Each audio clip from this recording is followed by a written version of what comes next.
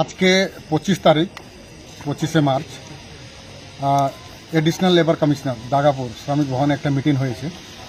আমরা জানি মে মাস 2024 থেকে মহুয়া চা বাগান কিন্তু বন্ধ ছিল। এই বন্ধ ফোর্টনাইট পেমেন্ট নিয়ে 4টা ফোর্টনাইট পেমেন্ট ডিউ ছিল আর বোনাসও ডিউ ছিল। এটা নিয়ে অনেকবার মিটিং হয়েছে। আজকে এডিশনাল কমিশনার মিটিং হলো আর আজকে এই মিটিং খুবই সাকসেস।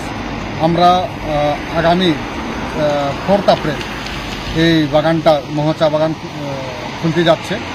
আজকের যে চুক্তি অনুযায়ী ওইখানকার যত শ্রমিক আছে ওই শ্রমিকের যে 2023-24-এর বোনাস 16% দিবে বাগান খোলার আগে। বাগান খুলবে 4 তারিখ, 3 তারিখ ওদের অ্যাকাউন্টে পেমেন্ট যাবে। আর সাথে সাথে 4টা যে ডিউ ফোর্টনাইট ছিল ওই 4টা ডিউ ফোর্টনাইটেও কিন্তু পেমেন্ট বাগান খোলার আগেই দিবে।